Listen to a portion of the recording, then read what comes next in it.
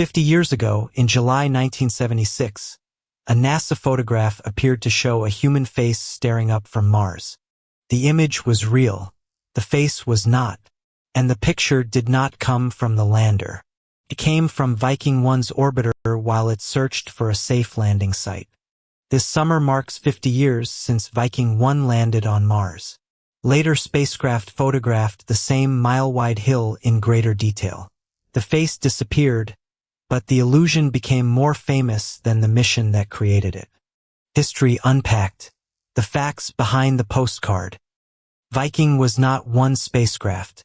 NASA built two identical missions, each pairing an orbiter for mapping and communication with a lander designed to survive on the surface.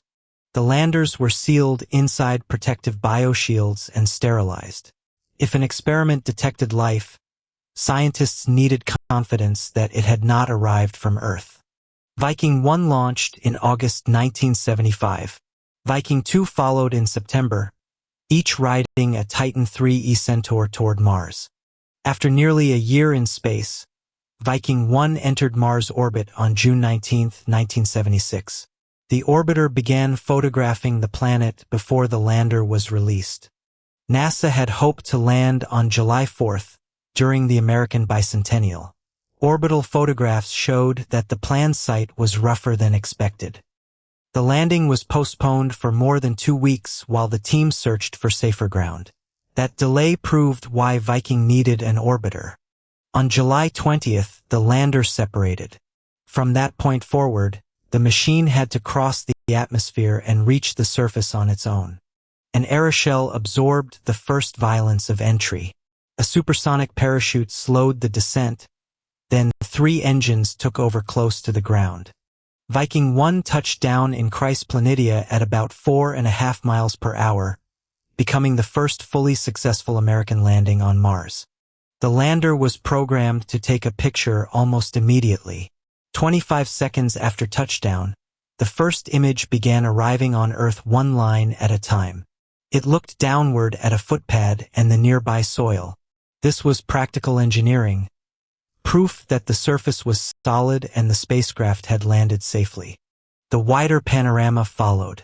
For the first time, viewers could study another planet from ground level. Rocks, dust, a low horizon, and parts of the lander itself. Viking had come to do more than take pictures. A mechanical arm gathered soil and delivered samples into instruments inside the lander. 3 biology experiments looked for chemical activity that might reveal living microorganisms. It was the first mission built to search directly for life on another planet. The tests did not ask one simple yes or no question. They added nutrients to soil, watched for gases, and tried to identify organic compounds. Each experiment searched for a different sign that Martian microbes might leave behind. The soil reacted in unexpected ways, but the experiments produced no clear evidence of life. Viking found a chemically active surface, not a confirmed Martian ecosystem. One experiment produced a response that some researchers still consider provocative. But the measurements did not agree strongly enough. The mission's official conclusion remained that Viking had found no definitive evidence of life. The landers also measured weather, atmosphere, and soil while their cameras watched the surface change slowly through seasons of cold and dust. Above them, the orbiters kept working. They photographed landing sites, canyons, volcanoes, clouds, storms, and almost the entire Martian surface. On July 25th, Viking 1 photographed Cydonia while the team searched for Viking 2's landing site. Near the center was an eroded hill that looked strangely familiar. The feature was about 1 mile across. The sun stood only about 20 degrees above the horizon, throwing long shadows across a coarse, distant image. Transmission errors added dark speckles and missing data. Some fell across what people read as an eye and nostril. Low detail supplied just enough information for a face. NASA did not hide the resemblance. This caption called the formation face-like and explained the shadows. The photograph was not a hoax. The interpretation was the mistake.